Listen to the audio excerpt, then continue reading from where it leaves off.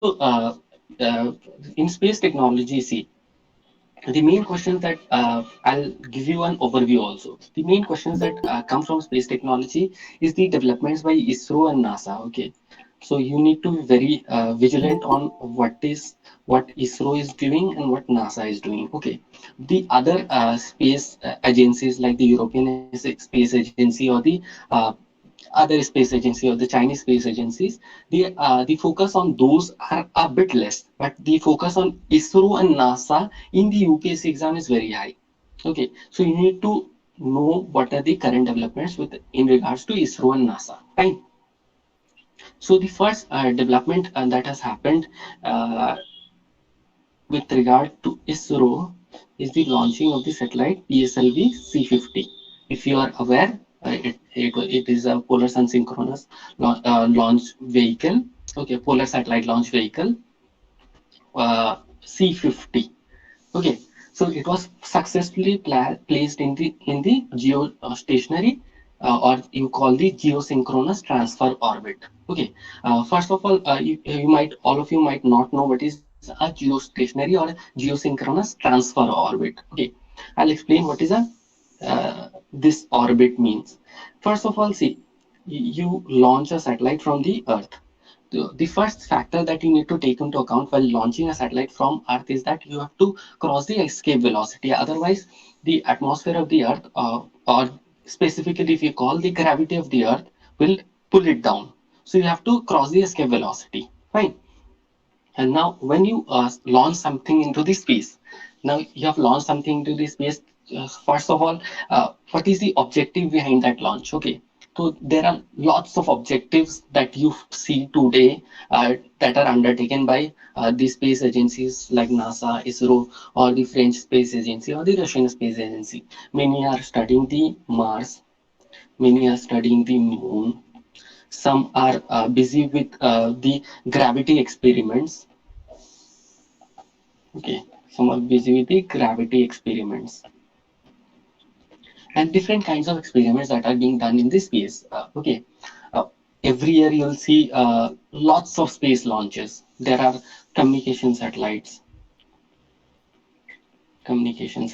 the satellites that you use for TV communication or any other radio communication. Those different kinds of satellites are launched into the space. So, first of all, what is the objective of this C50? We need to know the new developments. So it was successfully placed into the geosynchronous transfer orbit. Okay, so there are several kinds of orbit. One is the low Earth orbit, LEO, which is nearer. Some say it is around. It has no fixed dimension that it will be 100. Some say it is 600 kilometers. Some say it is around 1000 kilometers. It's in the lower range. Fine. I'll not give you a number specifically because lots of space agencies define the low Earth orbit in different numbers. Okay. The second is the highest orbit that you have. It is around 36,000 kilometers. It is specifically 35,786 kilometers. So this orbit is the geosynchronous or geostationary orbit. Okay. The rest of the launches are done in between somewhere. Okay. So this PSLV C50 was launched into this orbit, the geosynchronous orbit or the geostationary orbit. Okay, but how do you do it? You cannot put a launch vehicle and just throw it to 36,000 kilometers. It's not possible. You need that much amount of energy. So how do you do it? Basically, there is this is the mechanism that is used. You first of all do one thing is that you place it in the low Earth orbit. Okay, and after that, this orbit actually is this way, a kind of a ellipse. Okay, the maneuver of the satellite that is launched, the maneuvering of the satellite is done, and in that way you transfer this satellite from here to here. And after that, you just change the path of the satellite. Okay, so that is why this orbit where you launch it, this is known as the geosynchronous transfer orbit because from there you transfer it to the geostationary or the geosynchronous orbit. I'm sure many of you know what is a geostationary orbit or a geosynchronous orbit. Actually, it's a crash course program. So that is why I do not have that much time to explain what are these orbits and all. If anyone has a question, you can ask me.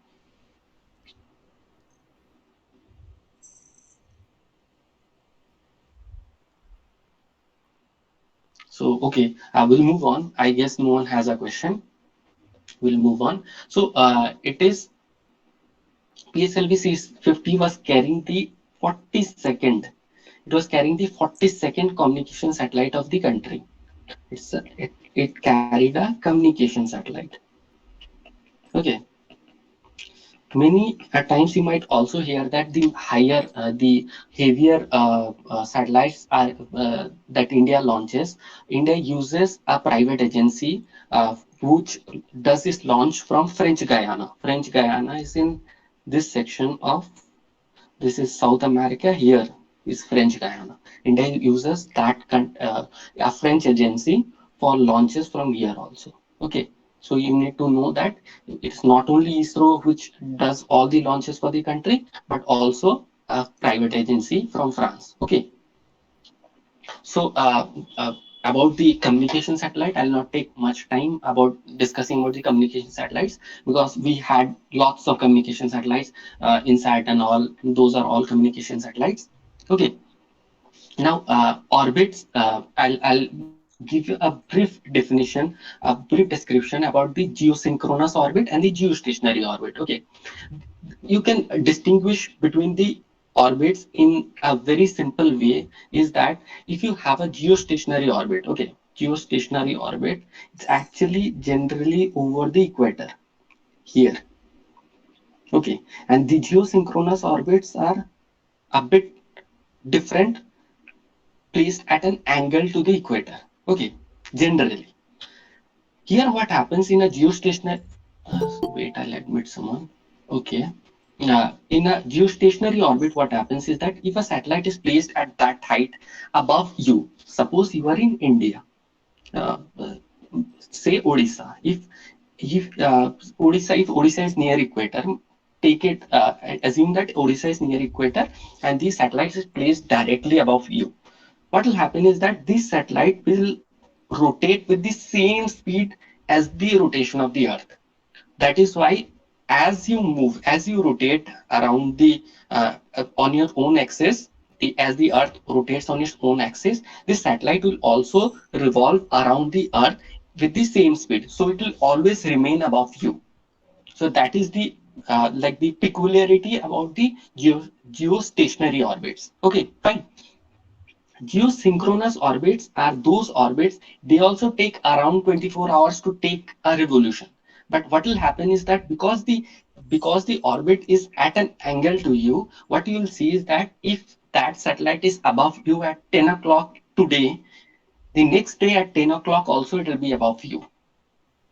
It will be exactly above you. Fine. So this is the peculiar difference between a geosynchronous orbit and a geostationary orbit. Fine. So I've described both the orbits. So you can say that all geostationary orbits are geosynchronous orbits. Geosynchronous is the larger term. Fine. So you can also call a geostationary orbit to be an orbit which has an inclination of zero. Okay, this is the inclination. See, there is no inclination with the equator. So it is a geosynchronous orbit with an inclination of zero. Fine. So another launch was done by ISRO. It is known as the PSLV C51. I would like to know that you must be knowing the evolution of the satellite launch vehicles in India. We had an SLV, we had an ASLV, then we had PSLV, now we have GSLV, now we have GSLV, MK3, Mark 3. This is the evolution of satellites that we have. The satellite launch vehicle, the augmented satellite launch, the polar satellite launch vehicle, and the GSLV MK3. This is the heaviest launch vehicle that we currently have. PSLV is generally used for those low Earth orbit launches. Okay, generally around 1750 kilometers. The low Earth orbit launches and the carrying capacity is also less. In GSLV, the carrying capacity is very high. Okay, You can do a launch of 5,000 kilogram also. Fine. In the low Earth orbit, not in the higher orbits. Fine. We have another launch called the PSLV C51. C51 is the 53rd launch vehicle of ISRO. It is the 53rd. There were two launch vehicles. One of the mission was aborted and one did not succeed. That is why it was 51. This is the 53rd flight of ISRO. Fine. This launch was basically done. It was a commercial launch. You have to know. You need not know much about it. It was a commercial launch. It carried around 19 satellites. We had a satellite from Brazil. We had a satellite from US. We had around 13 satellites from US. So it was a commercial launch. You have to know that we had a launch called C51. Fine. Okay. The basic difference between a PSLV and GSLV, most of you must be knowing. Do I need to explain the difference between a PSLV and a GSLV? Yes, sir.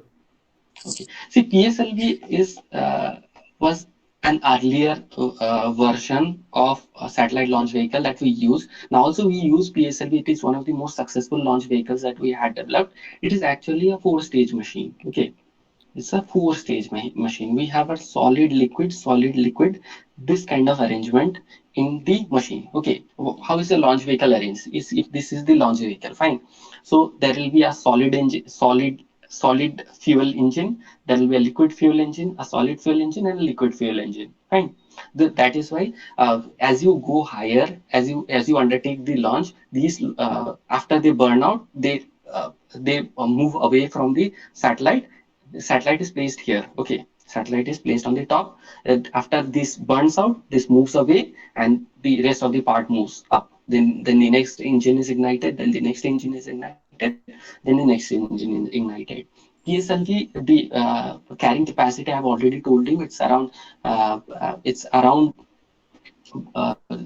not exactly like I'll need to look up the exact this, but it launches this satellites into at towards the height of around 1750 kilometers. Okay. In a GSLV, what we have is a solid liquid, a cryogenic engine. This kind of arrangement we have. The first is the solid stage, then we have a liquid stage, and then we have a cryogenic engine. Okay, this is the basic difference between the engines, and obviously the other differences are that you carry much higher capacities in a GSLV, and in a PSLV you carry much lower capacities. A cryogenic engine is basically an engine where you use the fuel at a very low temperatures, like you use oxygen at minus 179. Okay, that is the temperature at which you use oxygen.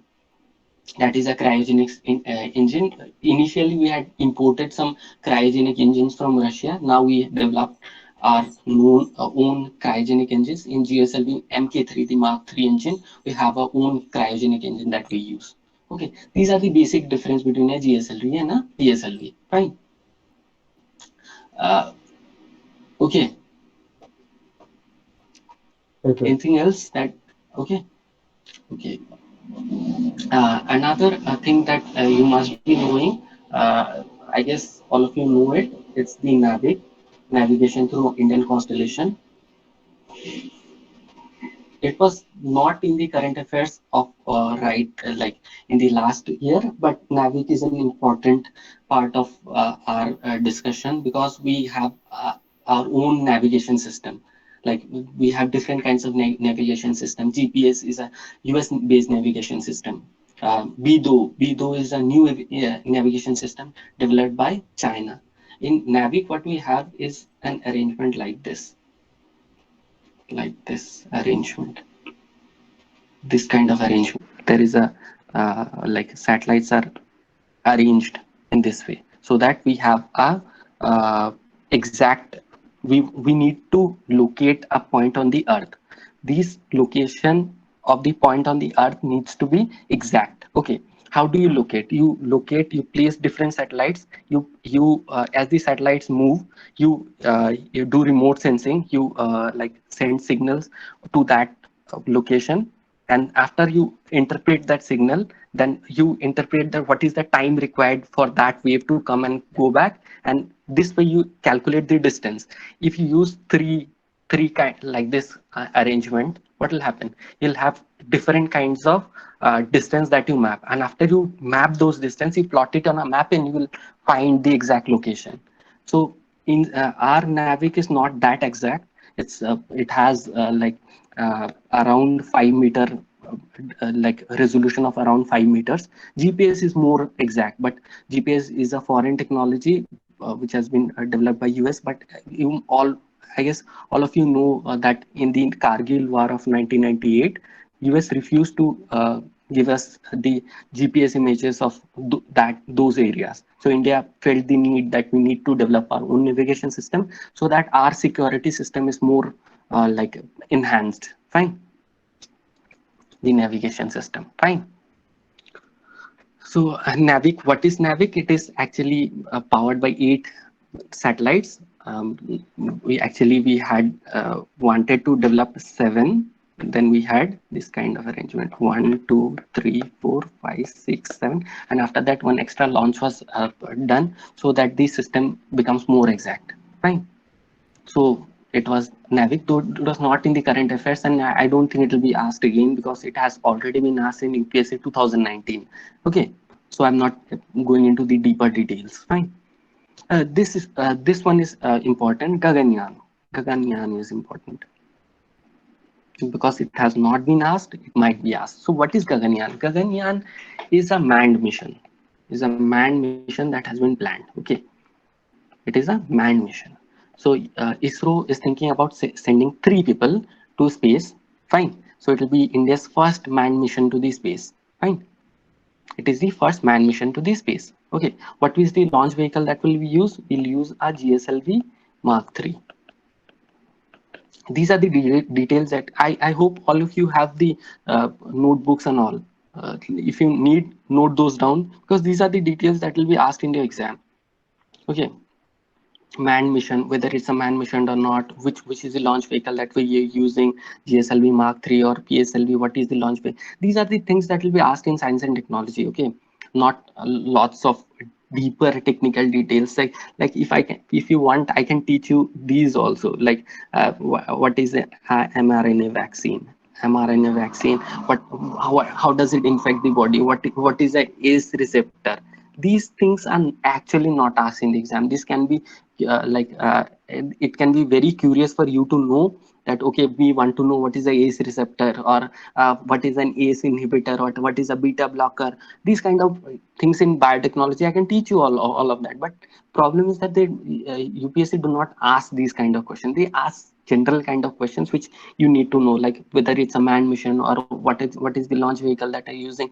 Like they do not ask questions, science and technology questions from the PhD in physics, or from those point of view. They do not ask. They ask science and technology questions from the perspective of a person who should be knowing general things around him, what is happening, and what is the logic behind it, what is the science behind it. Those are the basic things that they ask. Okay,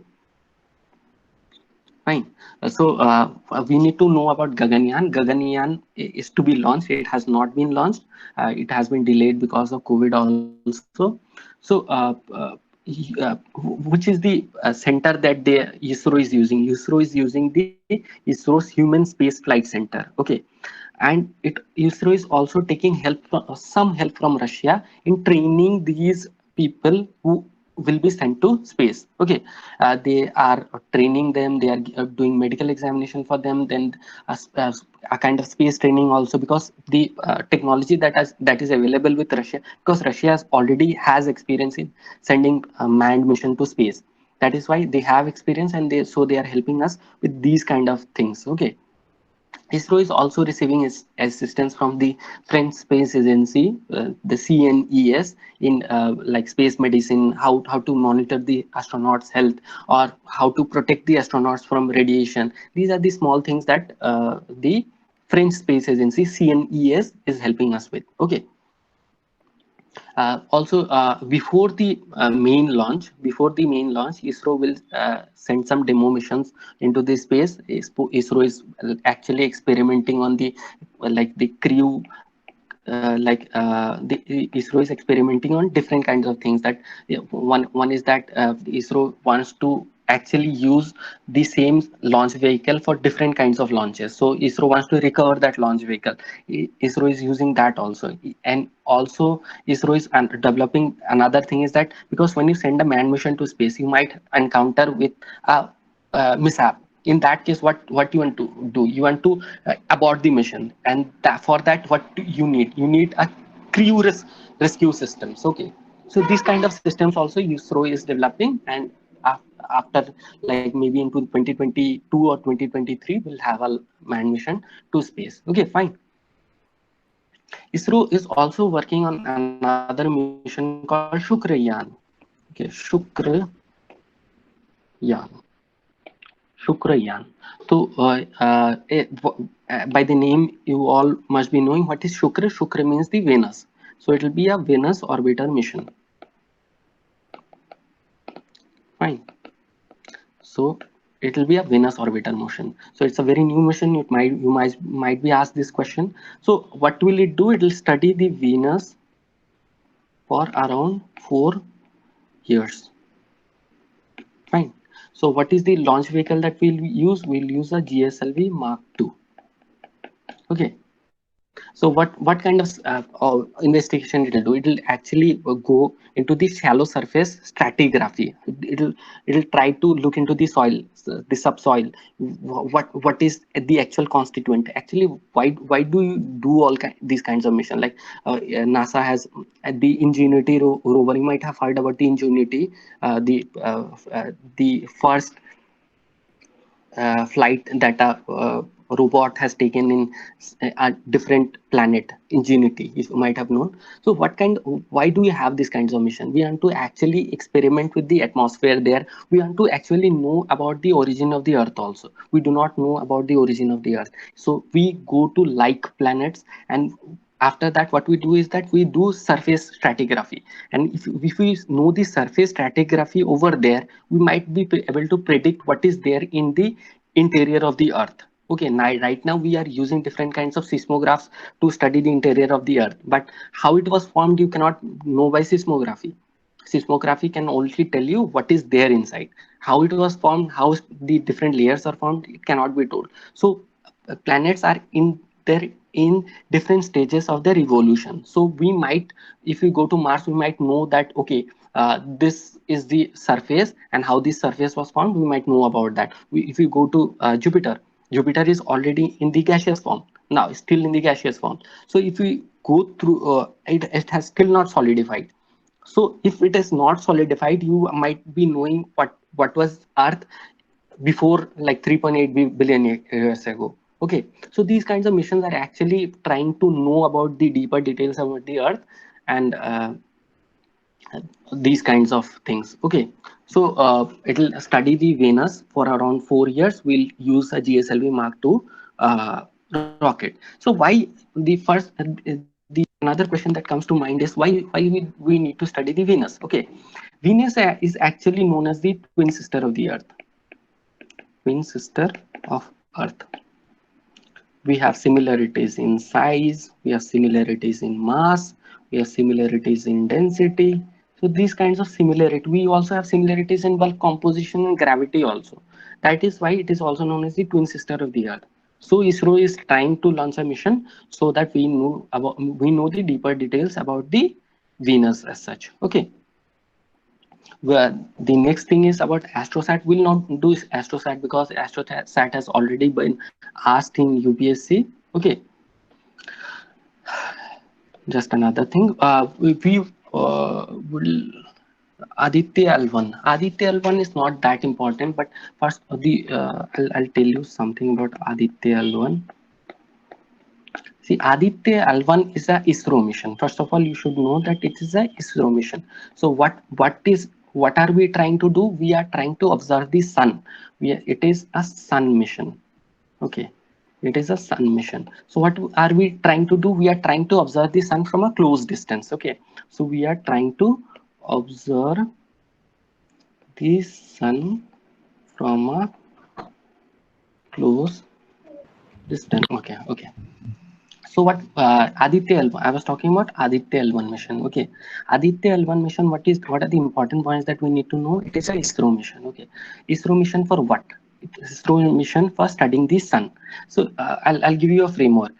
When you study these missions, okay, say the Mars Orbiter mission or any missions that you study, you need to study a few things. Who is undertaking that mission, whether it is ISRO, whether it is NASA, or it is the French Space Agency or the Russian Space Agency, anyone who is undertaking that mission. This is the first thing that you need to know. Second thing that you need to know is the objective. What is the objective of the mission? Whether we are trying to do stratigraphy, whether it is a sample return mission, or what kind of mission? What is the basic objective? Whether we are trying to study the gravity of the moon, or we are trying to study the gravity of the Mars, or whether we are trying to study the atmosphere of the Mars, we need to know the objective. What are we exactly trying to do? Okay, and the next few details, the objective and the agency, if you know, basically in UPSC you will find that there'll be three statements. There'll be two statements or three statements. One of the statement will be the objective or the agency that is undertaking it. So you'll get a hint in one or both the statements. Okay, so if it is a only one, only two, both one and two, and none of the above question, then you will be able to eliminate. In the if there it is a three statement question, okay, three statements are given, you need to identify whether one is correct, two is correct, or three is correct. In that case also, if you know these two, who is undertaking it and the objective, then you might be able to guess also at least. Okay, see, it is not likely that any, like I have, I'll tell you my example.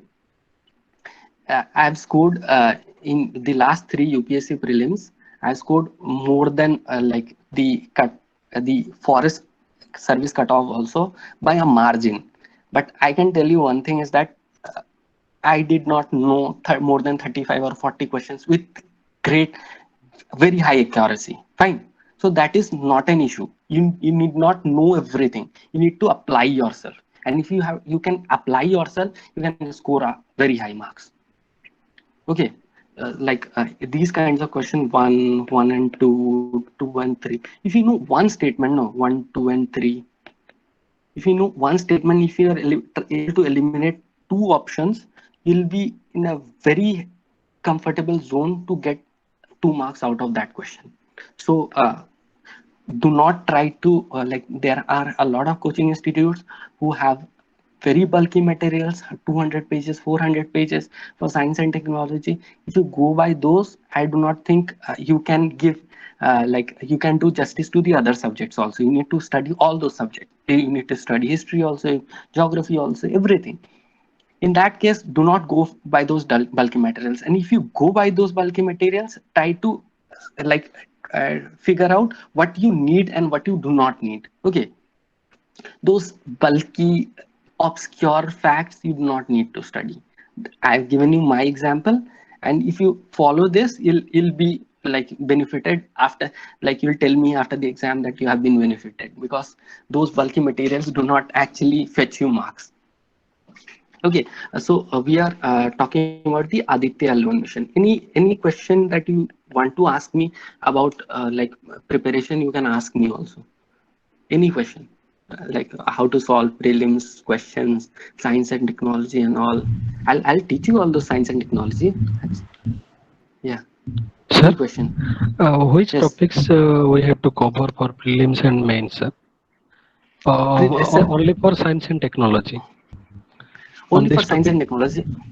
So if Ji. science and technology, you have to study space technology, you have to study defense technology, you have to study biotechnology, you have to study a bit of IT and computer. Okay, bit of IT and computer, and these four, if you have a grasp on it, the rest of like personalities and all, you can actually guess a few things here and there.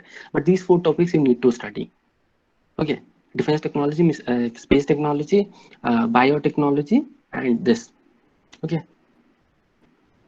Sir, what are the plans have been designed to complete the science and technology course for OPSC The now? plan, science and technology. I've started with this space technology. Okay. After this, I'll teach you IT and computer.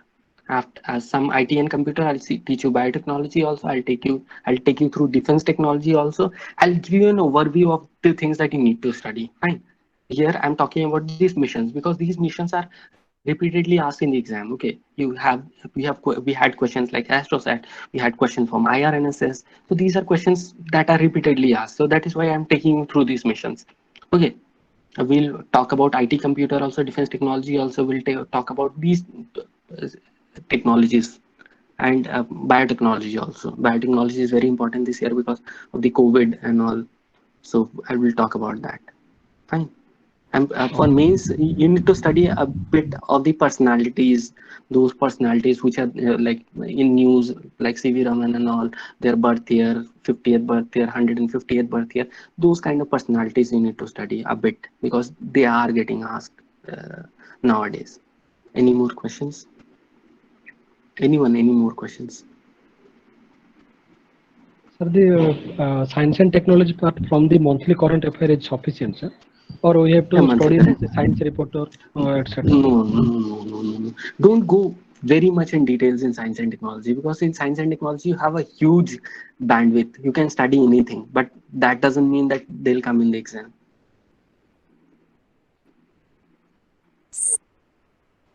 Yeah. For mains exam, sir? I mean, okay. I'll take you through the mains exam also. I will have a conversation. If anyone else has a question, we'll attend to those also. Anyone else has a question?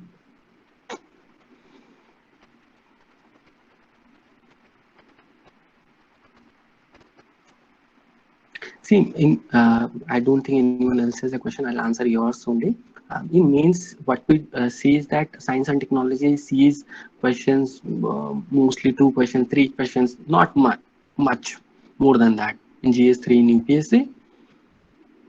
So what happens is that if you study the basics in preliminary exam, along with those personalities based questions and the basic thing is role of science and technology in life. Okay, role of science, what how like they might ask you a question on nanotechnology and the applications of nanotechnology in day-to-day life. Okay, these kind of questions, if you study nanotechnology, you know what are the different types of particles that have been developed, what are the different types of materials like gold nanoparticles have been developed. So those particles, how are they useful in life?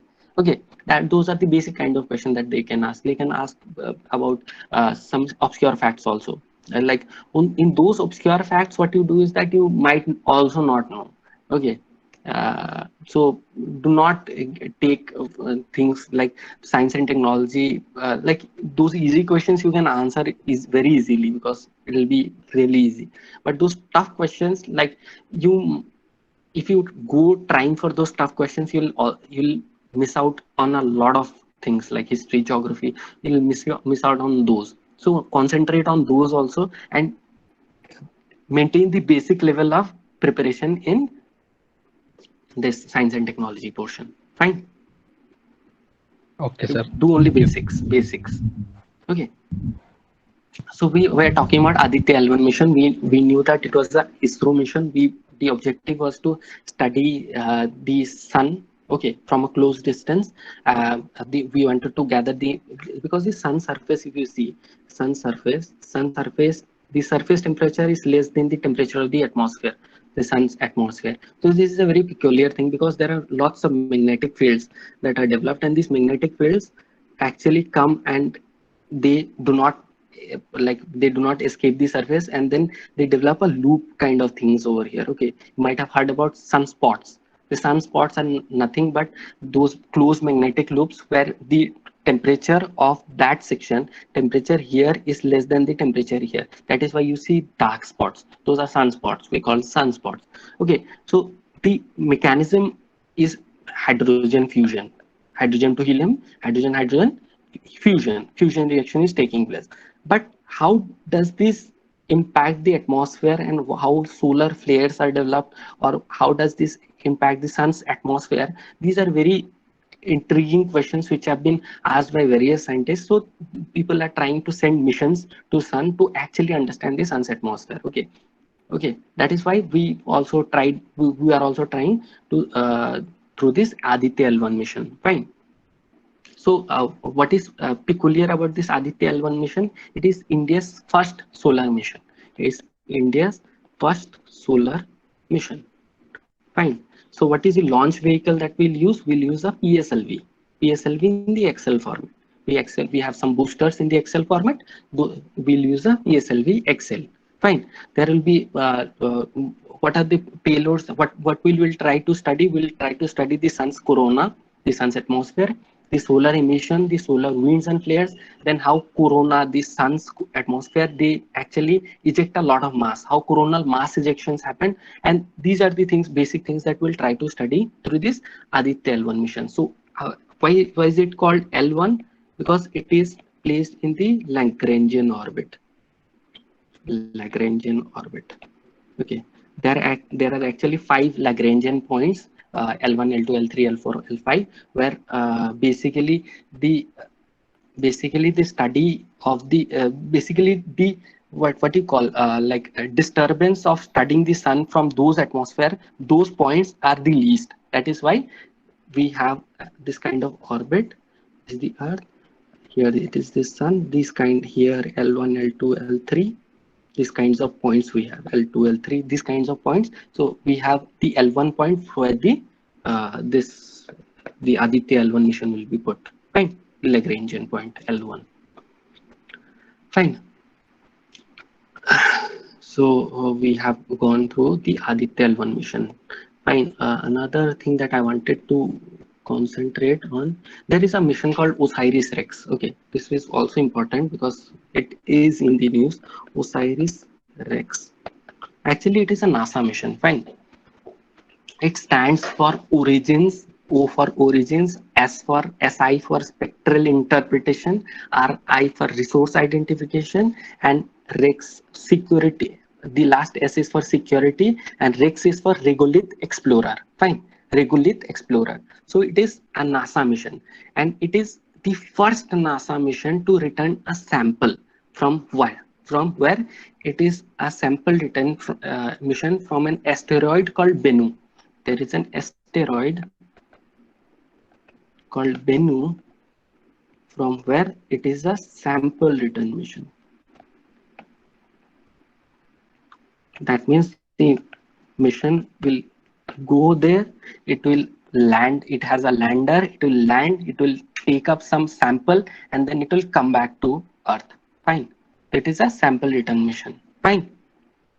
It is has been very much in news. So you might be asked that it is a ISRO mission or a NASA mission. It's a NASA mission. It's a sample return mission from asteroid Bennu.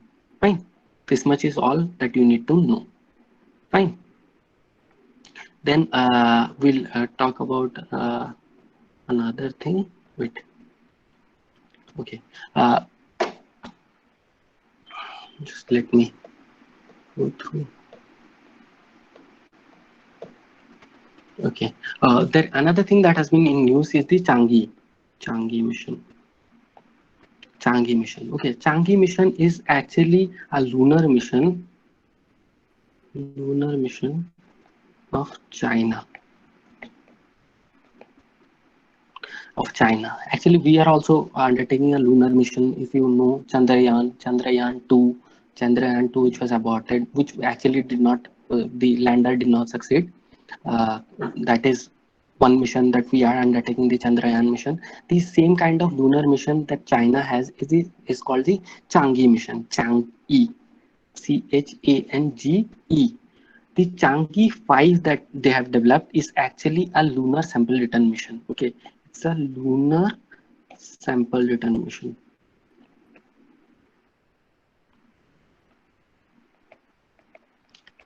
Questions might be very easy here. You might be asked, which country does this Changi mission belong to? You have to just take China. Okay, So China, Changi has been actually named after the mythical Chinese goddess, actually Chinese moon goddess. It has actually been named after the mythical Chinese moon goddess. Okay, so it has obviously, when it is a sample return mission, you will obviously have a orbiter which will orbit the moon. Fine, which will orbit the moon. Then you will have a lander. Then you will have a rover which will actually take up the sample, and then you will have a returner. Fine. So these are the basic components of a sample return mission. So the objective of this mission, obviously you will know that we want to bring back lunar rocks. It is actually the first attempt by any nation to bring back samples from the moon. Okay, we haven't tried it. Our was not a sample return mission, right? We wanted to explore the lunar surface, but we did not attempt a sample return mission. Changi 5 is a sample return mission from the moon, right? So this is what you need to know about Changi 5. Fine. Just a second. I have already told you about the BEIDOU. It is actually a navigation satellite system, just as GPS of USA. BEIDOU is a navigation satellite system of China. Fine. We all Russia. Do you know what is the Russian this navigation system named? Anyone? The Russian navigation system. US has GPS, India has IRNSS or the Navik navigation through Indian constellation. What is the Russian one named? Anyone?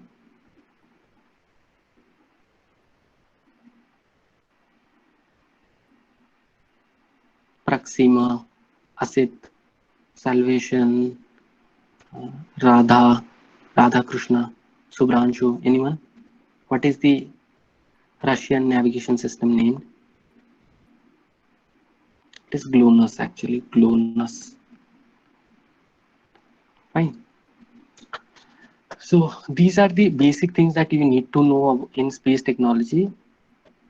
Uh, Mostly these are the things that you need to know. For if these are the things that have been in news, there is another thing which has been in news, like the Hope mission. It's actually a Mars orbiter spacecraft. uh, it's actually the first mission from the Arab world. Fine. Hope mission. So these are very small current affairs that you might try to know. Just a second. And okay, in space, I don't think you need to know a lot more. The rest of the things are basically a repeat of the current affairs that we had the earlier years also. So basically these are the things that you need to know in space technology. So if you have any questions in space technology, you might try to ask me. I'll try to answer those.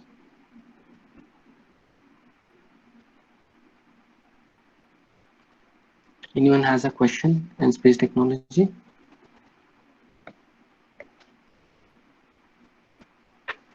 No, no one has a question in space technology. Another thing that you need to know is the laser interferometer and gravitational, this LIGO. Fine, gravitational observatory. So what is a LIGO? LIGO, anyone? No. Okay, LIGO is actually, we want to study gravitational waves. So why do we want to study gravitational waves? Because gravitational waves were produced when the, as we all know, that the evolution of the Earth or the solar system or the universe that has taken place has been an event known as the Big Bang event. Okay, Big Bang event. So after the Big Bang event, everything was a point, a point. From that point, everything just exploded, and what the universe that we have today is actually this explosion event. So after this explosion event has taken place, that we have seen different kinds of mergers. We have seen mergers of black holes. We have seen formation. We have seen formation of planet-like structures. We have seen formation of asteroid-like structures. We have seen big stars. Big stars. Those are which have existed. We have seen stars forming black holes. So we have seen different kinds of formation and merger events also. So gravitational waves are produced generally when gravitational waves are produced, even if two small particles, if they rotate around each other, they'll try to produce gravitational waves, but the intensity or the magnitude of that gravitational wave will be very hard to actually take into account. We cannot study those gravitational waves because the intensity is very low.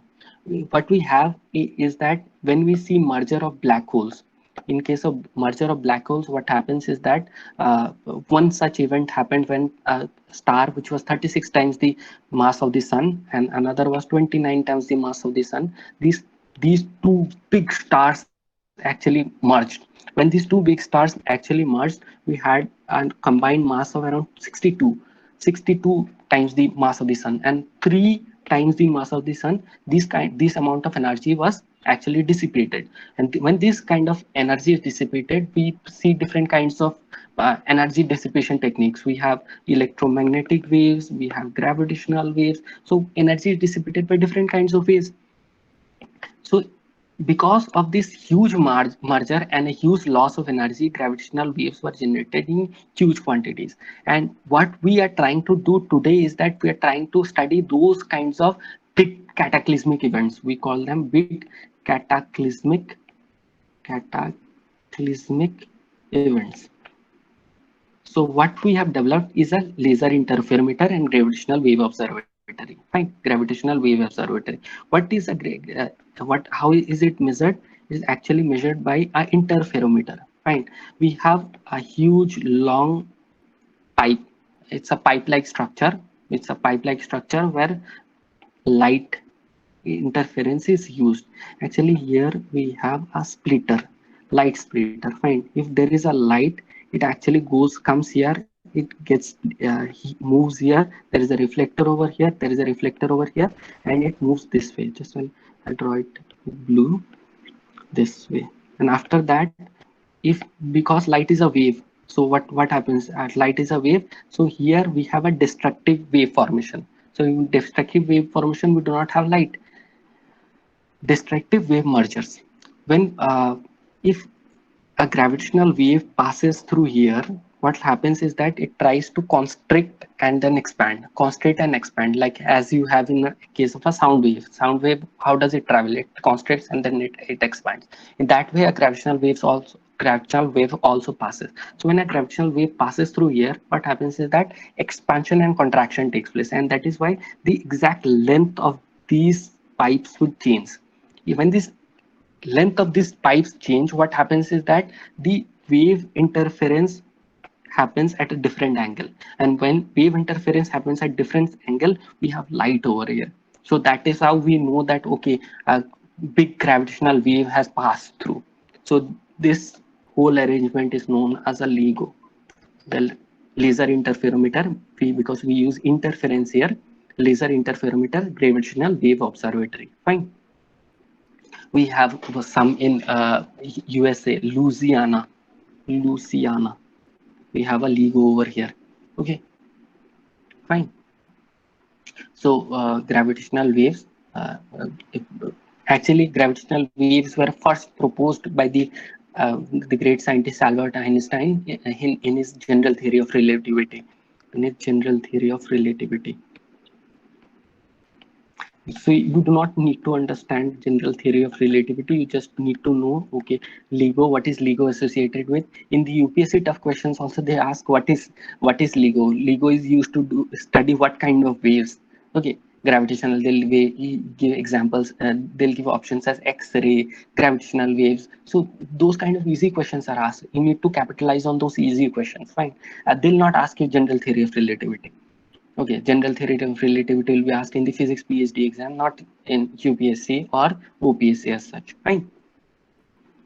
Uh, General theory of relativity. If I have to tell you some, you all know that how Einstein described gravity. Gravity was actually described as like if you take the example of a sheet. Okay, sheet. And you place a ball over there. Fine. What you have done is that you have taken the four ends of a sheet and then you have hanged that sheet tight. Okay.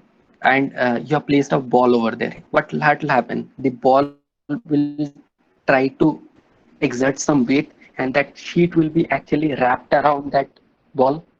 That is actually how gravitational, like gravity, actually transforms the space. What we call the space time, or uh, those kind of things, those kinds of terms and terminologies.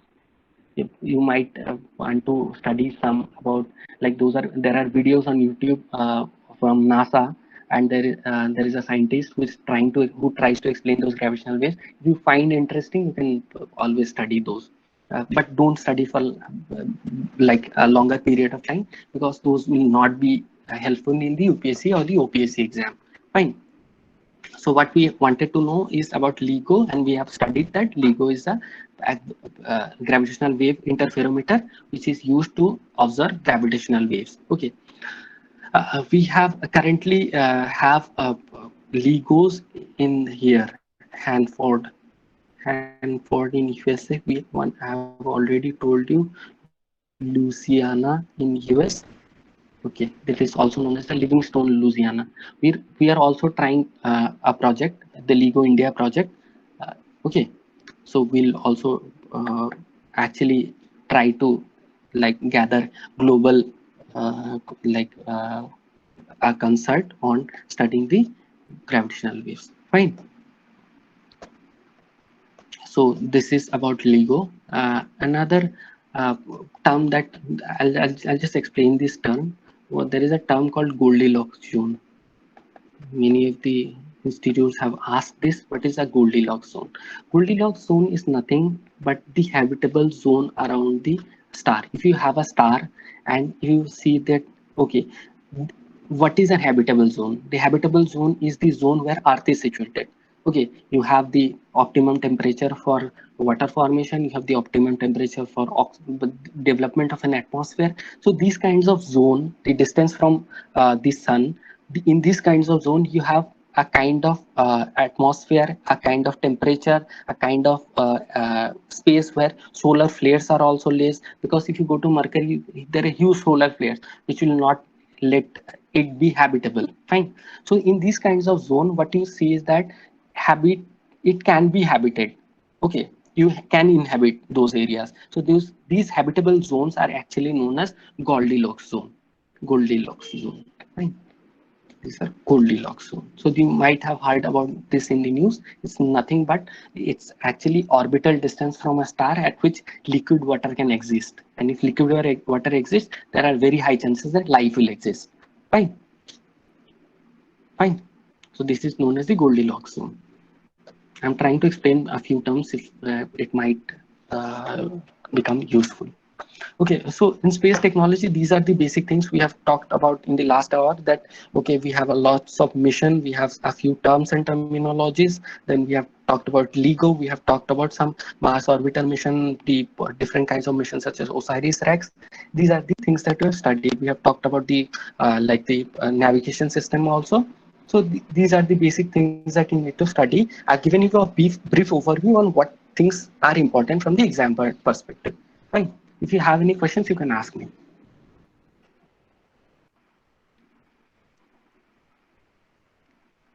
Sir, sir, could you Shubhanshu, tell please me. explain this Goldilocks zone again?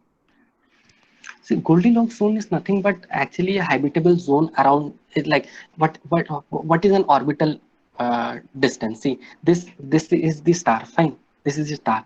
You have some orbital distance, say here, in a circular or ellipsoid orbit. So this will be the orbital distance. In this orbital distance, what you have is that, because the distance is not that high, so that the temperature is very less, that ice will exist or those solidified things will exist, and the temperature is also not that high that solar flares will blow everything off. Okay, so in these kind of distances, you find actually liquid water in the liquid state. And if you find water in the liquid state, there is high chances that life will exist. Fine. So this is the orbital Yes, sir. distance from the star where where you can actually like find life. Fine. In the case of our solar system, Earth is in the Goldilocks zone, the habitable zone. Fine. Yes, sir. We are also trying to find life on Mars because lots of methane is emitted from Mars. So if methane is emitted, the first thing that comes to mind is that anaerobic decomposition is taking place. Anaerobic decomposition releases a lot of methane. You might have seen, if you have gone to Goshalas, you'll see that because those even in rice fields also, where a lot of water is used, you'll see anaerobic decomposition, and anaerobic decomposition will lead to release of methane. So the anaerobic bacteria work and methane is released. So anaerobic bacteria are also life forms. So if methane is released in Mars, you might find life form on Mars also. That is why we are concerned about many of the payloads that you see on the satellites has a methane sensor. They are trying to actually find out whether methane is also released or not. So these kinds of different elements we are trying to research and find, okay, if this element is present, so what might be the whether existence of life forms can be seen or not. Fine. So these are the things that we'll try to go through. Okay, any more questions that you have? Defense technology. Defense technology. Okay, okay. So last year, not much has happened in defense technology. As you know, COVID has affected everything actually. So in defense technology.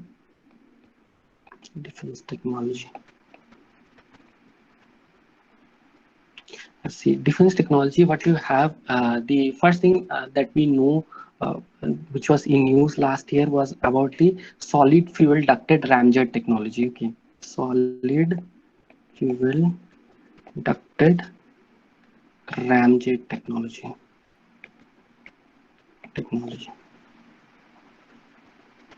See, you might have heard this term ramjet and a scramjet technology. Okay, ramjet technology is basically when you use oxygen at speeds less than the speed of the sound. Okay, less than Mach 1 is a speed of around 333 meter per second. Okay, if you use air which is traveling at the speed of less than Mach 1, and if you use that air and then you compress it and then you use it to for your combustion, what do you do in a combustion chamber? You use air, you use fuel, and then you burn. Fine. This is the basic thing that happens in any combustion chamber. So what you do in a ramjet technology is that you take air from the atmosphere and then you use a compressor, compress it, and then you put it into the combustion chamber. Fine.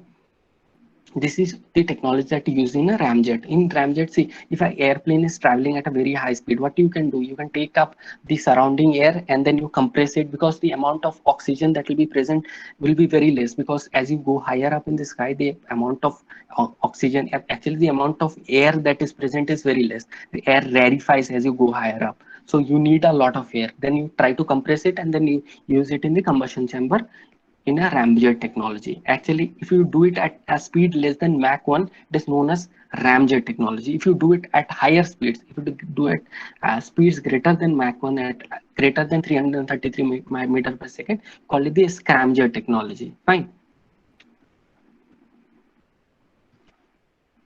So what is the beauty of this ramjet technology is that you use outside air. What you do is that you use outside air, you take up outside air, and then you use it in the combustion chamber. What does missiles do or any other launch vehicles do? What you have is that you have a fuel tank and you have a oxygen tank. Fine. You use both of this to burn the fuel in the combustion chamber. What happens is that if you carry liquid oxygen, it becomes very heavy. So these kinds of technology, ramjet or the scramjet technology, what you have is that you do not need to carry this oxygen. You take up oxygen from the atmosphere, compress it, and then use it in your combustion chamber. In that way, you can reduce the weight of the vehicle that you use. Fine. So this was a technology that has been developed by DRDO, the Defense Research Development Organization, which will actually help us to develop what? Long range air to air missiles.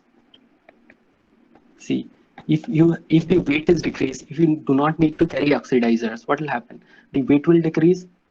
If weight decreases, what will happen? You can take more fuel, you can carry e- more fuel. And if you can carry more fuel, what will happen? You will travel long ranges. That is why these kinds of technology are very important for long range missiles. Okay, it has been developed by DRDO. Fine. The solid fuel ducted ramjet technology. Fine.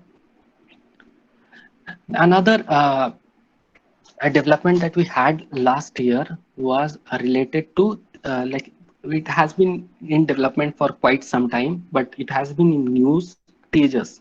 Tejas is very much in news. What is Tejas? It is actually a single seat, single jet engine. Okay, it is a multi-role fighter aircraft. Multi-role fighter aircraft. Many of you who actually regularly view the Republic Day celebrations, you might see Tejas. Tejas is actually demonstrated in those processions. It is what? It is a single seater. It is a single seater. It has a single jet engine, and it is a multi-role fighter aircraft. Okay, who develops it? HAL. The Hindustan Aeronautics Limited develops the Tejas. It has, like, India, it is indigenously developed. Fine. The Hindustan Aeronautics Limited, it produces a lot of Tejas, and we are actually using Tejas in developing different kinds of squadrons that we have. Fine. The latest addition, if you might have heard, the foreign acquisition Rafale. Rafale will actually boost our defense technology a lot. Uh, Tejas has been developed for quite some time, and it is has been boosting our squadrons for quite some time. Fine. Uh, what is the like specialty of Tejas? It can carry a lot of air to air, air to surface, and even precision guided missiles also. Precision guided weaponry. Okay, so these kind of weaponry can be used in Tejas. Though it is a light multi-role light fighter aircraft, it can carry this kind of weaponry. That is why it is very important for us. The Tejas. Also, we are developing it at HAL, so it actually gives us an added advantage. Fine. So and the next thing that was in news is the Calvary class of submarines. Calvary class of submarines. Fine. So you might have heard about the Calvary class of submarines. What these Bagir, Vakshir, Khanderi, Calvary. Actually, the Calvary was the first one developed. That is why it is known as the Calvary class of submarines. Fine. But what kind of submarines are these? These are diesel electric. These are not nuclear submarines. Fine. So you have to very well know that these are diesel electric submarines. Diesel electric submarines. So how does diesel electric submarines work? Actually, what you use, that you use a diesel machine, okay, to actually power the batteries or the storage technology that you have. So these kind of submarines have to come to the surface. See, in using a diesel engine, the peculiarity that you have is that you need air. So if you need air, because you need air for combustion, so because you need air, so where will you find air? You have to come to the surface. So these kind of submarines have to come to the surface after a point of time. Okay, diesel electric, that means after you run the diesel machines, you can charge your storage technology, and then you can move. But after some time, like 24 hours, some have 24 hours, 48 hours, you have to come to the surface. So this is the issue also with diesel electric submarines. In nuclear technology, see, in nuclear technology do not use air for combustion. If you do nuclear technology do not use air for submersion, they can actually remain underneath water for a lot, for a high period of time. That is why nuclear powered submarines are very dangerous also. Fine. But they are very costly also, very high technology to develop, because nuclear, as you know, nuclear fuel is radioactive substance. So if it is a radioactive substance, you cannot use it for anything, you need a very good, safe technology to use nuclear technology. Fine. That is why nuclear submarines are costly also. These Calvary class of submarines are actually diesel electric submarines. Fine. They have anti-warship capabilities. They have anti-warship capabilities, and they have anti-submarine capabilities also. Fine. Anti-submarine. They're actually built under a project named Project 75. So you might be asked, what is Project 75? Project 75 is nothing but development of 6 submarines: the Kalvari, Khanderi, Karanj, Vela, Vakshir, and Vagir. Fine. So these are, you might have heard where it is being developed. It is being developed at Mazgaon Dock Limited. Mazgaon. You might have heard about the Scorpion class of submarines. These are the Scorpion class of submarines. Fine. These are the Scorpion class of submarines that are being developed. These are diesel electric. Those are not nuclear part. Fine. So the first, if you have option-based question in UPSC, they'll try to trick you here. They'll ask you that, okay, Scorpion class of submarines are nuclear powered submarines. No, they are not nuclear powered submarines. They are diesel electric submarines. This you need to know. Fine. Fine. Okay. This has been in news for quite some time.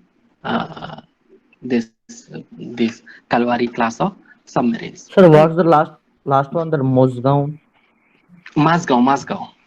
Actually, Mazgaon, it is being developed at Mazgaon Dock Limited. Okay. You have you not heard about the Mazgaon dockyard? The Mazgaon dock of shipbuilders near Mumbai. Also. Yeah, it is actually a dock near Mumbai, Mazgaon dock. So it is being developed there, the Scorpion class of submarines. Fine. It's dock limited because it's a limited company which undertakes the development. They are these are technology transformations actually. Technology has been transferred from France, DCNS. You might have heard about the company named DCNS. Some time before there was a leak about DCNS Yes, sir. leaking. Yeah, that is the company which is behind this technology transfer to Mazgaon Dock Limited, which is actually developing the Scorpion class of submarines. Sir, Fine. all these diesel function submarines are Scorpion class. Yeah, the diesel electric ones, All are. Scorpion class. All. These, yeah, Calvary, Vakshir, Khanderi, Kalvari. Actually, Scorpion class. They also call it the Calvary class or the Scorpion submarines. Right? Okay, thank you. Okay. So this was in news. That is why I actually touched upon it. There is another thing which has been in news. It is. Wait. Actually wrote it down. Oh, okay. BrahMos missile is also in news. BrahMos is also in news. So what is the news about BrahMos is that BrahMos, we are trying to develop BrahMos into a higher range missile. Okay. Currently, what is the range of BrahMos missile? It is around 290 kilometers. Okay. You might have heard about a technology regime known as MTCR, Missile Technology Control Regime. Fine. Under the MTCR, what you cannot do is that you cannot transfer technology related to missile which has a range of more than 300 kilometers. BrahMos missile has a technology transfer component which has been transferred from Russia to India. Fine. So it was developed under a 290 kilometer range missile. Fine. It is a supersonic cruise missile. It is a supersonic cruise missile. Fine. Go through this technology regimes also. MTCR, the Australia group. Though this has not been in news because India when India was asking for a waiver from the nuclear suppliers group, energy nuclear suppliers group, it was very much in news back then. Right now it has not been in news, but then also UPSC or OPSC might ask these questions. You try to study about this: the nuclear suppliers group, MTCR, the Australia group, the Wassenaar arrangement.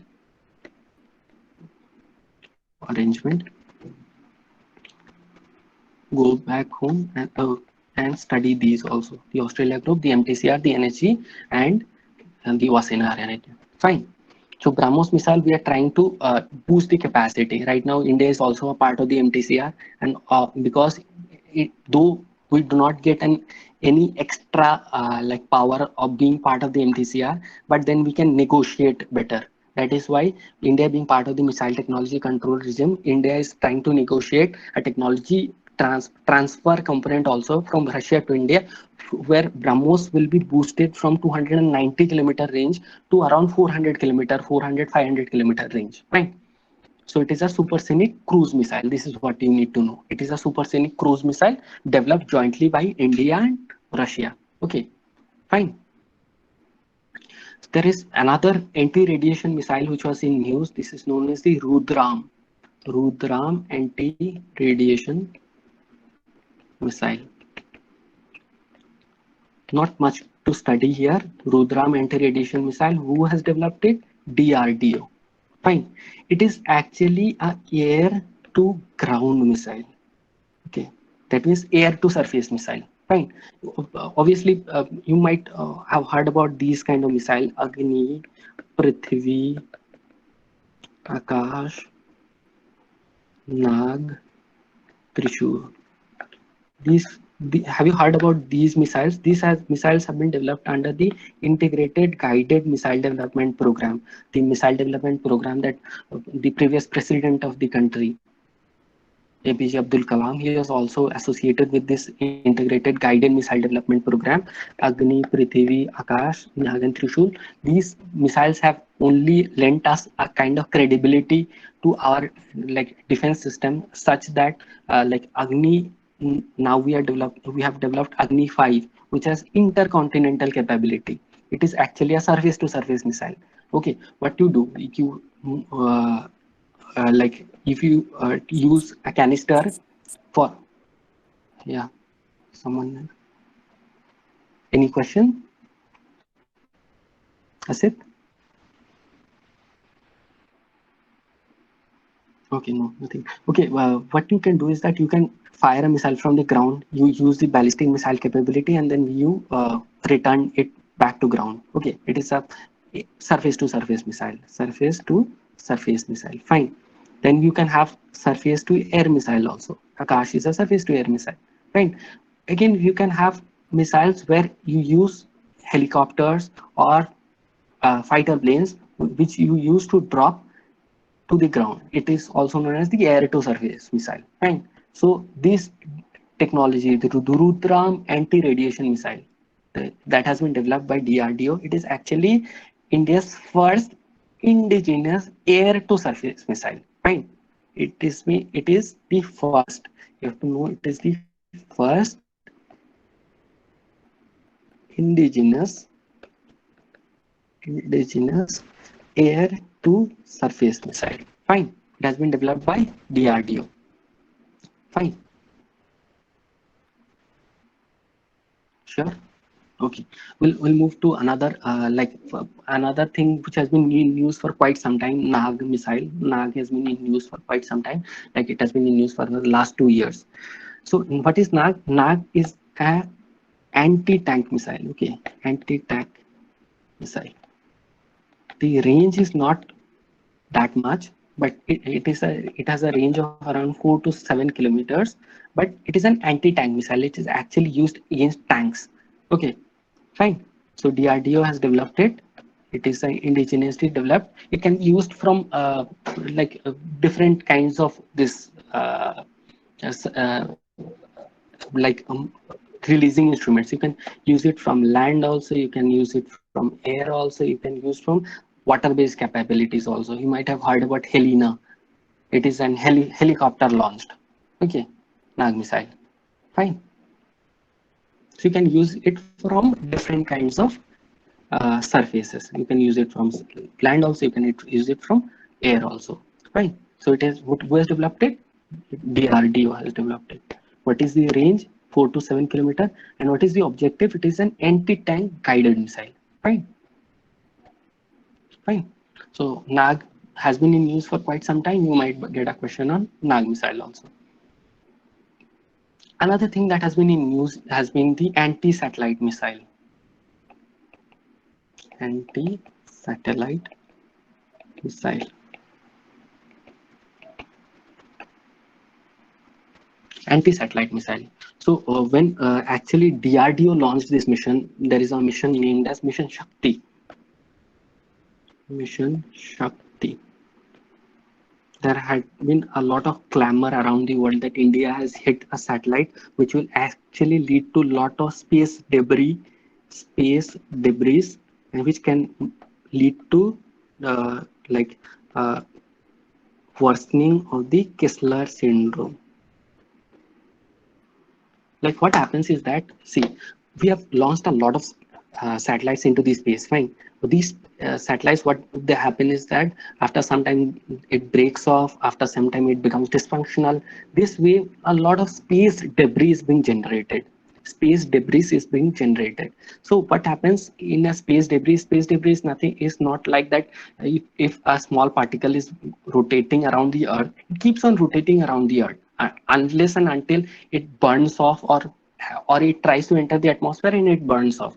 Otherwise it remains in the atmosphere and in the higher part of the orbit. These space particles, because it is traveling at very high speeds,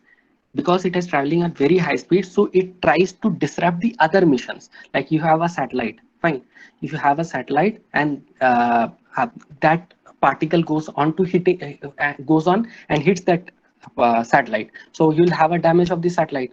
Okay, in that case what will happen? The satellites are very costly missions. We have 400 crore missions, 500 crore missions, and these kind of missions are aborted. So you want least amount of space debris in the space. Okay, so when India launched this mission Shakti, where India demonstrated its anti-satellite capability. Anti-satellite capability, see, satellite is traveling at a very high speed, and you have to use a missile which is guided the Kessler syndrome. So what I was talking about, someone, yeah, okay, can you mute your mic? Yeah. What we'll do is that, see, so there are a lot of space debris. Okay, space debris are there. So you want to protect your space, this infrastructure that you have got. So what one way of protecting this space infrastructure is that you minimize the amount of debris that is there in the space. Okay, that is why most countries are against that you use anti-satellite capability. You release a missile into the space and you target your own missile, and that in that way what will happen is that you will create a lot of space debris, which space debris interacting among them, interacting with other particles. This syndrome is known as the Kessler syndrome. Fine. Kessler syndrome. So India, but again, India went ahead. India demonstrated its anti-satellite capability. It was actually DRDO from which actually released this anti-satellite missile test from the Abul Kalam Island in Odisha. Okay, it actually hit a satellite in the low Earth orbit. Satellite in the low Earth orbit, LEO. Fine. So we so you should, what we should know in this at least anti-satellite mission is that it was a DRDO mission. It was a DRDO mission. It was an like it hit a satellite in the low Earth orbit, and the mission was named as Mission Shakti. Okay, low Earth orbit around 300 kilometer. This was the satellite that India targeted, and India demonstrated this capability. The unique thing about this mission is that only 3 other countries, US, Russia, and China, have demonstrated this capability. So India is the fourth nation to have this kind of capability. See, it requires a lot of precision because these satellites travel at very high speeds. Some satellites actually revolve, the satellites in the low Earth orbit, you'll see this actually revolves around the Earth in around 2 hours, in 2 hours. That is the speed that these satellites rotate with. And if these satellites rotate with that high speeds, you need a lot of precision to hit that satellite. So India demonstrated this capability, and India has been the fourth nation which has demonstrated this capability. Fine. So it has like generated a lot of clamor also among different nations. Different nations have cited in 1967 there was outer space treaty also, outer space treaty, that space will be used only for peaceful purposes. Of the space will not happen. So some many nations cited this treaty also. India is also a signatory to this treaty. Many uh, nations cited this treaty that okay, you are trying to do weaponization of the space, which is against the 1967 outer space treaty. Fine. Fine. Any questions?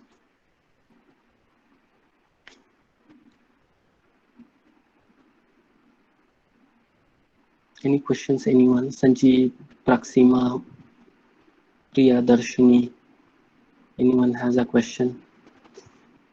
No sir. Okay. No, sir. We have a lot the others also. Like you can, if you want to ask questions, if you have any kinds of questions, you can ask me. Rashmi, Pravakar, Sucharita, anyone? Sheetal?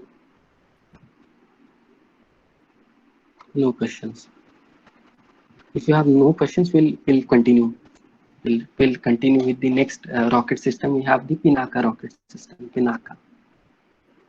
Pinaka rocket system are actually, if you have seen in the Independence Day processions, you'll see there is a truck and there is a multi-barrel rocket launcher which has around 12 rockets arranged. Like this is a barrel on a like truck, and this launches around 12 rockets. And the specialty about this Pinaka rocket system is that it launches 12 rockets in 44 seconds. That is why it is like a hounding of the opposition. Fine. So this kind of rocket system is known as the Pinaka rocket system. It has been developed by DRDO only. Fine. So you have to know what is the Pinaka rocket system. Fine. So these are the kinds of systems that have been in news. Mostly we have talked about the current affairs aspect only, but the deeper aspects we have not gone into the missile systems, actually the working of the missile systems and how it works. Those are basically detailed lecture sessions. We have tried to touch upon the current affairs section. Fine. So anyone has a question in defense technologies?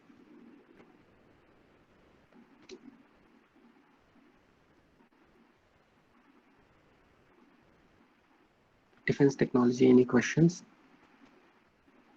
Then otherwise we'll move on to cryptocurrency, crypto. Okay, I don't think anyone has a question. We'll move into cryptocurrency.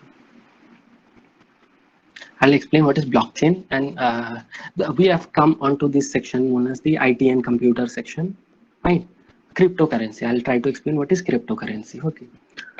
See, cryptocurrency is very much in news. We have heard that bitcoins are selling for around $10,000 a bitcoin or $15,000 a bitcoin. So Bitcoin has been in news for quite some time. Ethereum, there are Dogecoin, and there are different kinds of coins that are there in the news. So they work on a technology known as the blockchain technology. So what is this blockchain technology? Fine.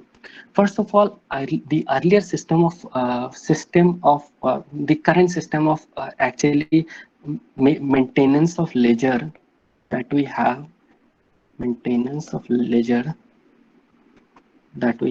is a centralized system. Okay, centralized system.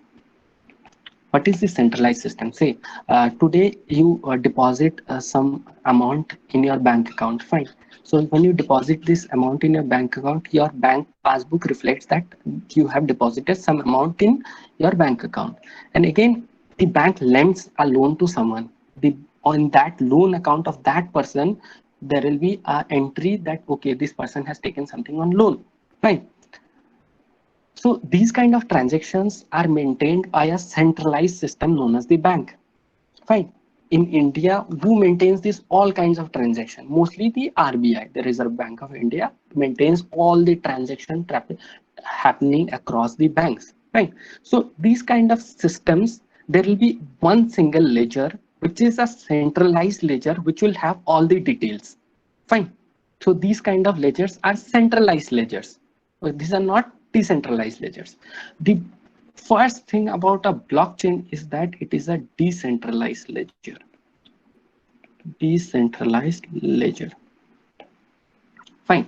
To decentralize, what is the benefit of having a decentralized ledger is that, see, if I, today I, Praxima, Sanjeev have a decentralized ledger, okay, and say another Shubhranshu has a decentralized ledger system. What will happen is that I have a ledger, he has a ledger, this Shubhranshu has a ledger, Sanjeev has a ledger, everyone has a ledger. So if I do a transaction with Praxima, this ledger, it will be reflected here. Fine.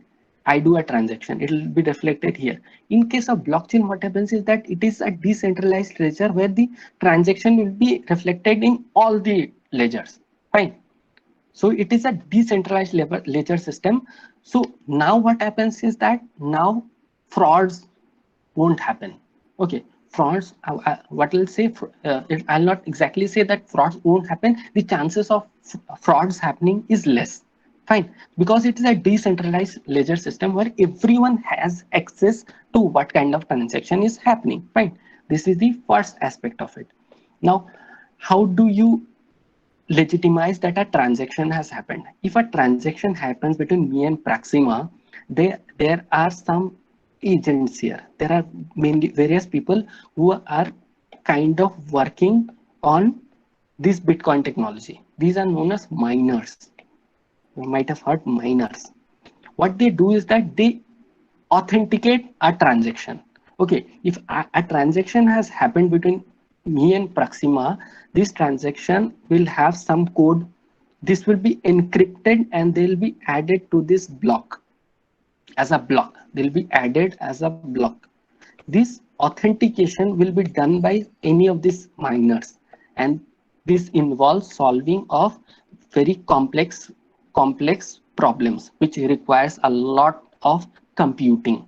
And these, because these are encryption technologies, so these require a lot of computing power. So these miners, what they do, they have large computing systems extending beyond room, 1 room, 2 room, 3 rooms, and this kind of electricity is being used to actually trying to authenticate a transaction add as a block in the blockchain ledger. Fine.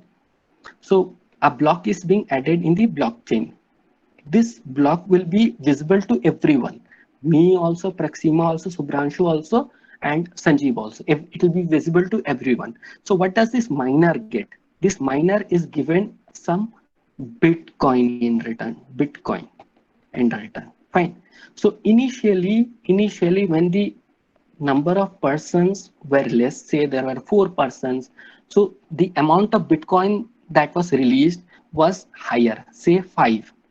Now, because a lot of transaction has happened, now if a transaction is authenticated, say 0.05 Bitcoin is released. Fine.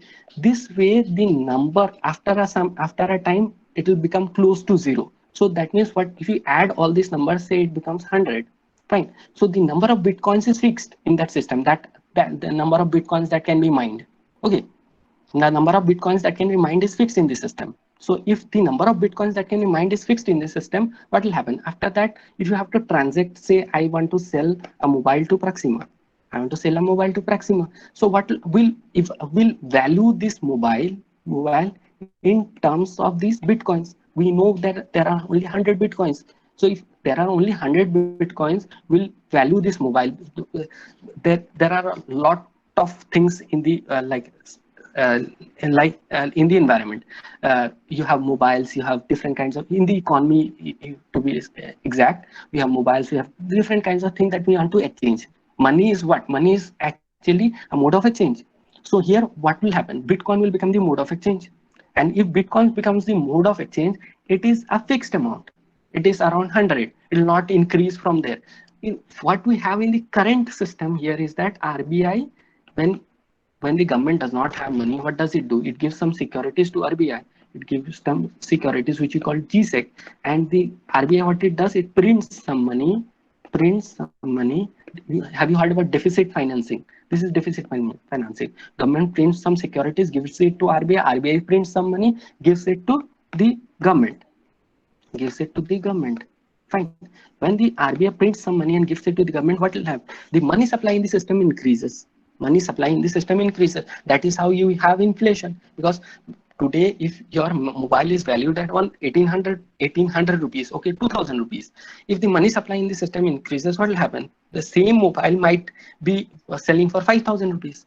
Okay, if the same mobile is selling for 5000 rupees, it does not mean that the value of the mobile has increased. Maybe the value of the money that you use has decreased because there are lots of money in the system. Zimbabwean crisis, the Greece crisis. These kinds of crises you used in Greece, in Germany in 1923, you used to take one huge, like a truck of money to buy a loaf of bread. That kind of money was being printed. In Zimbabwe, we had a money printed which had $1 million printed on it. $1 million. So if that kinds of system exists where the government manipulates everything, so what will happen? At the end of the day, if the system crashes, the value of the money that you earn crashes. But in case of Bitcoin, this is actually a decentralized system. That is why people want to move to the Bitcoin system, because here you cannot infuse money supply into the system. Fine. That is the concept of the Bitcoin. That is, and because it is an encrypted, it does not have any real existence. That okay, you have a note, the RBI prints that okay, promise to pay the bearer 100 rupees or the sum that much only. You do not have any physical it is only verified on that decentralized ledger. So when it is verified on that decentralized ledger, it is a kind of encrypted money. Okay, that is why it is called as cryptocurrency. Fine. Have you understood Bitcoin?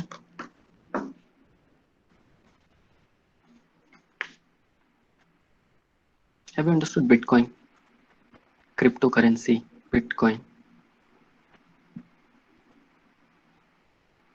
Again, sir. Okay, Prabhakar wants to know. Okay, which part? Prabhakar, unmute yourself and ask me which part. I need to repeat. Sir, actually, what exactly the Bitcoin? What is the definition and how we'll use it in the money market? I don't understand that one. Yeah, Bitcoin is a cryptocurrency. Cryptocurrency. Fine. Means who generated, sir? Who giving whom? Who giving to whom? Yes, see. So cryptocurrency now currently you have what? You have the money system made of dollars, renminbi and all. Okay, fine. Now you want to value something. Okay, one person has some bitcoins. You want to transact using bitcoins. The value of this bitcoin, say 5 bitcoins. This value of this bitcoin is actually determined. The value of this bitcoin is actually determined by the demand and supply only. Now, if I want to invest, I want to move from a money supply system governed by the government of the country into the Bitcoin system. What will I try to do? I'll try to buy some Bitcoins. Fine. I'll try to buy 5 Bitcoins. Today, I might buy 5 Bitcoins for say $1,000. But many people want to move to Bitcoins because they find that Bitcoin is a very safe and very safe method of actually money being transacted.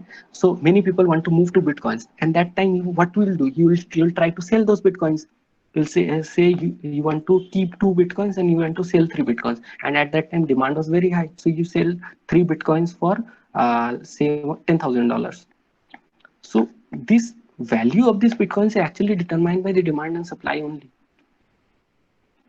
Sir, is it equivalent to the share market, something like that? Yes, demand and supply only. Demand and supply only. It has no physical existence. No, it does not have any physical existence. See, that is why it is a cryptocurrency. It does not have any physical existence. The valuation sometimes before in the news you might have heard that one Bitcoin is selling for $20,000. You might have heard that, and after some time only the Bitcoin market crashed. It is actually demand and supply, nothing else. Who is the regulating authority for that Bitcoin? And how it is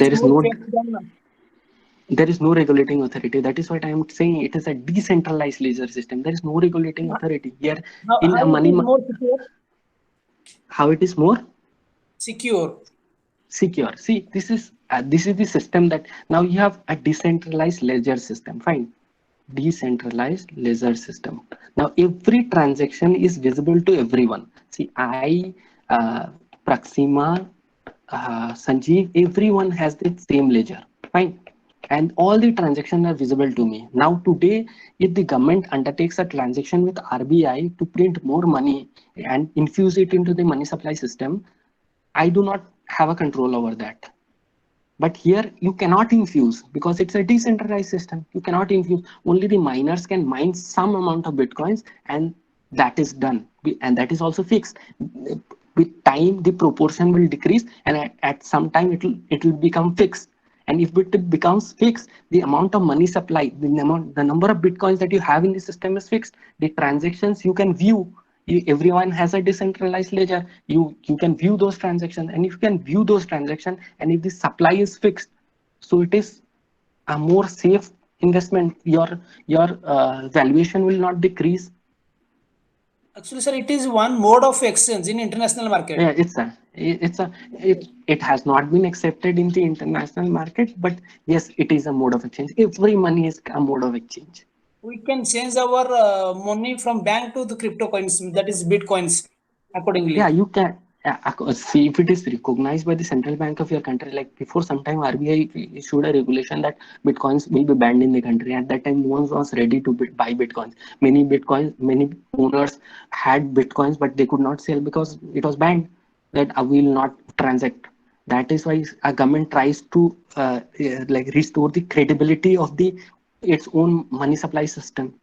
So it depends. If it is accepted by the governments, okay, then only transactions will happen. Otherwise, it won't happen because it is not owned by anyone. It does not. No, actually, it's a different kind of system where the government has very less control into it, and that is why every government will try to oppose. But many of the governments in the progressive world, like the Western world, like Japan, they are trying to regularize it so that they are trying to facilitate it as another mode of exchange. Okay, they are trying to like juggle between the two. Fine. Anything else, Prabhakar? As we have a mode of exchange, then why will go for that again, which is versatile? We don't have any guarantee that will be in future. Why will go for another mode of exchange? Okay. See, for if you were a resident of Zimbabwe and your government was if your government was pumping millions into the money market, Yes. what would you do? You have earned say 10 millions across your career, and uh, suddenly the government of the day, what it does is that it starts printing million rupee notes and it distributes to people in your country. What will you do? Whether the credibility of your banking system will it stay or will it wither away? Yeah, it will be the way. So what will you do then? You'll try to move to another system which is more secure, more Yes. safe. And at that time, obviously, you'll move to some kind of Bitcoin or any other system that you have. Okay. So it I is an understand. alternate system. You got my point, I guess. Yes, understood. Yes. Anyone else has a question? Like Prabhakar, you have any more questions related to Bitcoin? It's very interesting. You need to know about Bitcoins. I think not right now. So if in Okay. future it arrives, If I you will. if you have any more questions, you try to go through. If you have more uh, read ups, you can do that and you can ask me questions. I would love Okay. to answer questions. Yeah. Okay, sir. Anyone else has a question?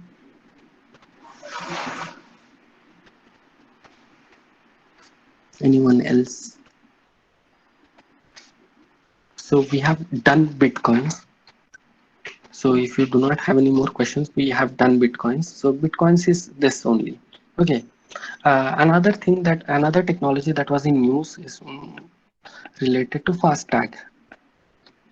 You might have heard, many of you might have cars which the government has ordered that okay, you need to have a FASTag on your card. Sir, if the FASTag is question will come in this section, sir, if the question will ask from this section, cryptocurrency or Bitcoin, then what will be the question? How could we get? See, in prelims you do not have very deep ended questions. In mains, you might have, okay, what are the benefits of blockchain technology in, say, government administration? Government administration is very non-transparent. If you have blockchain technology, obviously, say the land titles are very non-transparent transactions that are happening. You have a revenue land which is being sold multiple times. If the transactions are clear, if you use blockchain technology, the transactions will be more clear. Everyone can view, okay, this land has been sold from here to here. That will be a more transparent system of governance. So blockchain Okay. can instill We governance expect into your long system. question from you.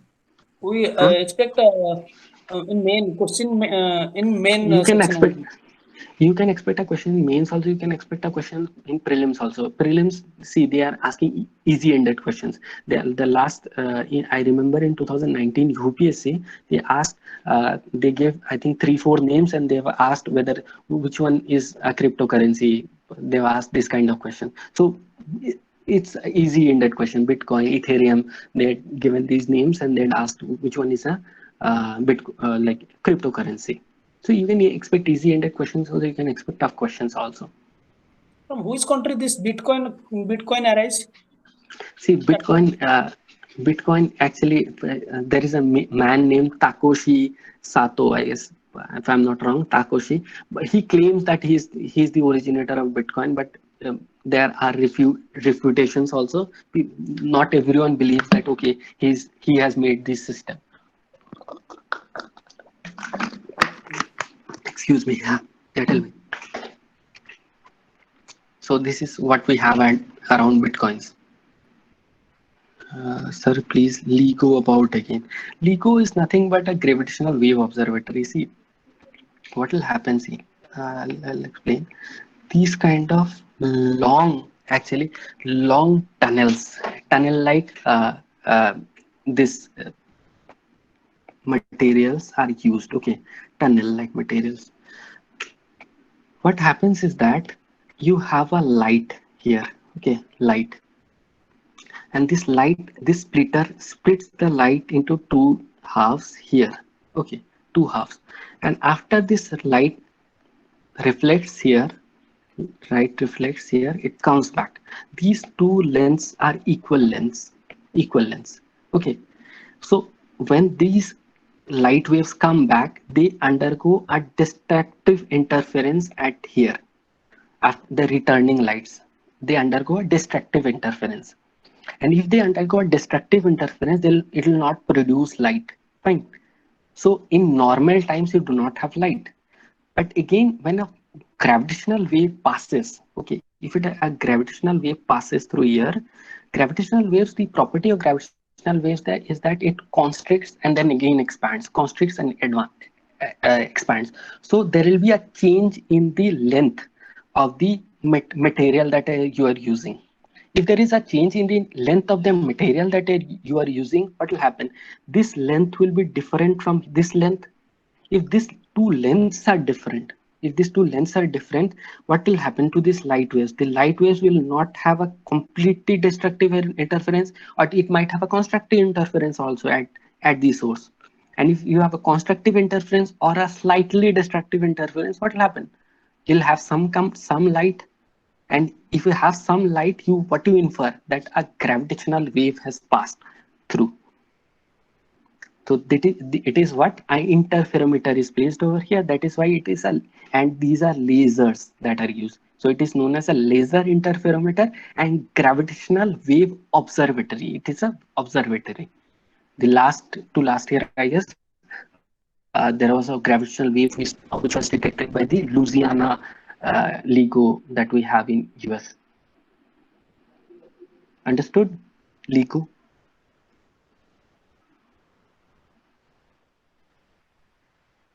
I actually forgot to view the name. Someone was asking it. LIGO. Priyadarshini. Have you understood LIGO?